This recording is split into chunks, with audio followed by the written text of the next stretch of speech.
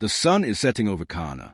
The screaming has stopped, not because the fighting was small, but because almost everyone is dead. Roman shields are shattered in the dust. Standards lie trampled. Bodies are stacked so tightly that some men suffocated before a blade even touched them. By the end of this day, in 216 BCE, between 50,000 and 70,000 Romans are dead. One of the worst defeats Rome will ever suffer. And somehow you survived it. When Hannibal's army bent inward and closed around the Roman legions, there was no escape. The famous double envelopment. You were crushed from every side. Front, rear, left, right. There was nowhere to run. Some men fought until their arms failed. Some were trampled. Some waited for death. You were disarmed instead. Your helmet ripped away. Your sword taken. Your hands bound. You expect execution. It never comes. Hannibal does not kill every survivor. He counts them. Ancient sources, especially Polybius and Livy, estimate that between 10,000 and 15,000 Roman soldiers were captured alive after Cannae. You are one of them. But Hannibal does something calculated. He separates the prisoners, Rome's Italian allies. Many are released without ransom. He wants them to return home and turn against Rome. But Roman citizens, you are kept. You are leverage. Weeks later, Hannibal sends envoys to Rome. He offers terms.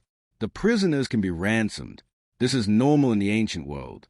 Captured soldiers are often exchanged for money. It is practical. It is expected.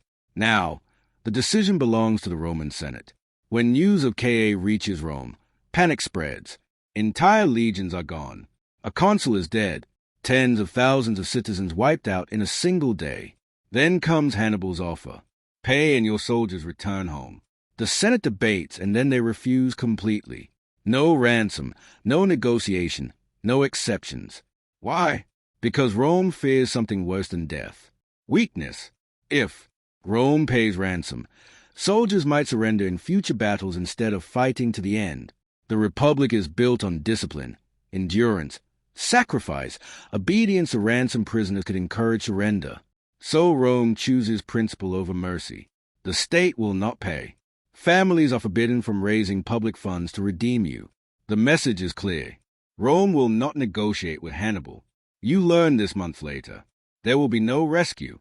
Hannibal kept you alive because you were valuable. Now you are simply a burden. Life in captivity begins. Ancient sources do not describe mass execution of the CA prisoners. The slaughter happened on the battlefield. The survivors are likely transported to Carthaginian-controlled territory in southern Italy. Some may be used as labor, some guarded in camps, some die slowly from hardship and disease, but you remain alive. Years pass. The war does not end. Hannibal marches across Italy. Rome raises new armies. You hear rumors. Rome is still fighting, still recruiting, still refusing to surrender, and still refusing to ransom you. This is the real brutality of the story, not torture, not spectacle, abandonment. You fought under the Roman eagle. You believed citizenship meant protection. You believed the Republic would value your sacrifice. Instead, it valued discipline more.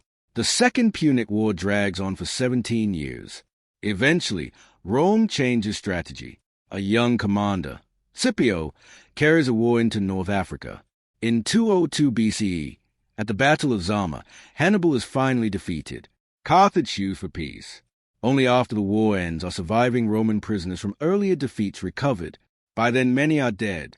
Those who return come back older, hardened, changed. They survive Cannae. They survive captivity. But they also survive something else, being left behind. There is no evidence that Hannibal systematically executed the 10,000 prisoners after Cannae. He treated them as strategic assets. The harshest decision came from Rome.